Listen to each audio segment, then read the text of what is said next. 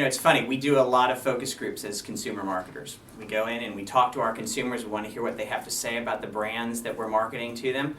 And it just so happens we were in a focus group where there were 8 women and a number of soft drinks around the table. And one woman picked up a soft drink, it was a can of Diet Coke, and she said, you know, this can, or this Diet Coke is with me all the time. It was there a month ago when I got a promotion. It was at my side 3 months ago when my cat died. In short, I like to think of it as my boyfriend in a can. And we were just dumbfounded. We were like, this lady really thinks of Diet Coke in much more than just as a product. She thinks of it as a companion. She thinks of it as an entity that is by her side all the time. She really feels a passion for the brand.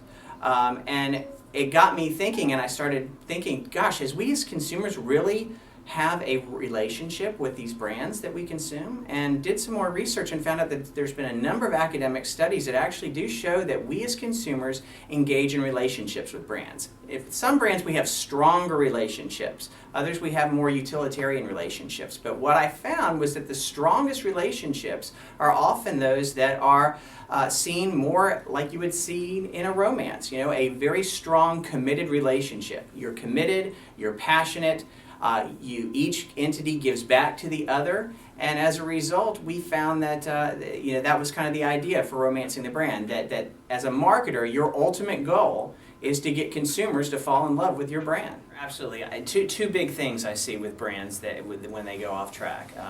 And one is they start thinking of the experience with the consumer more transactionally. They get away from the relationship.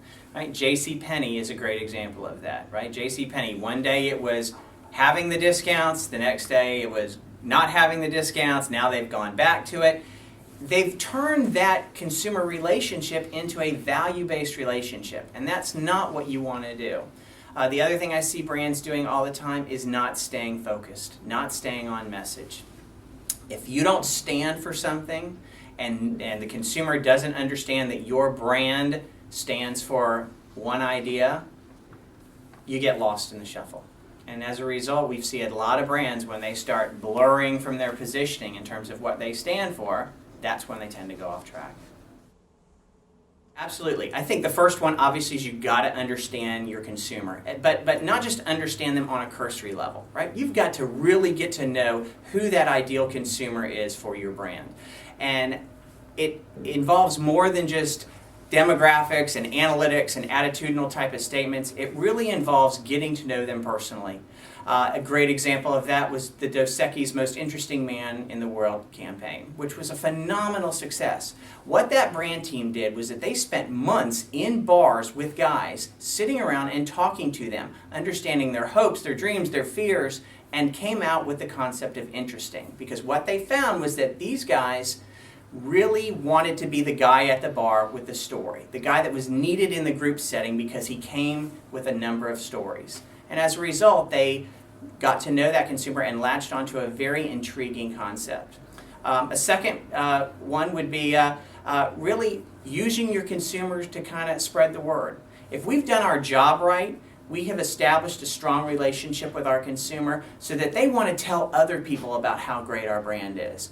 The idea is word of mouth marketing. And if we go in and create a relationship with our consumer that makes them feel so passionate that they want to tell other people, think about introducing your family to your boyfriend or girlfriend for the first time, right? You want to share with other people about this great individual who you've met. The same can be said for brands.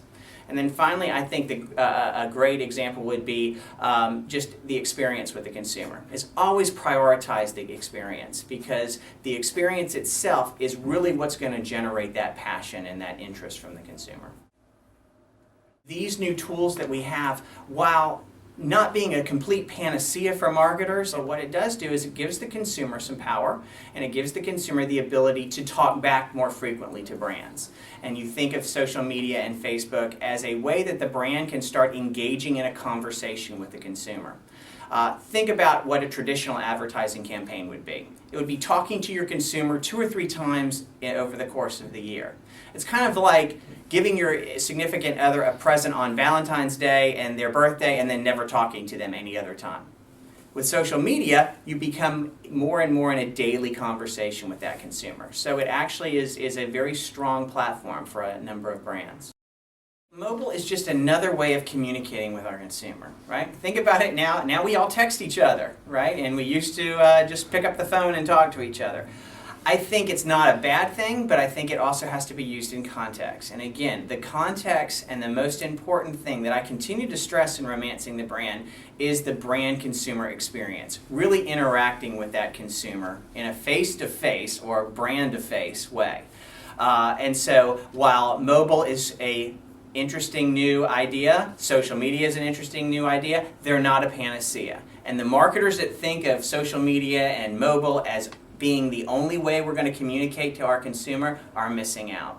That you have to create a holistic message that involves mostly the face-to-brand interaction, but then leveraging mobile and social and these other new modern devices to augment what you're already doing from a marketing perspective.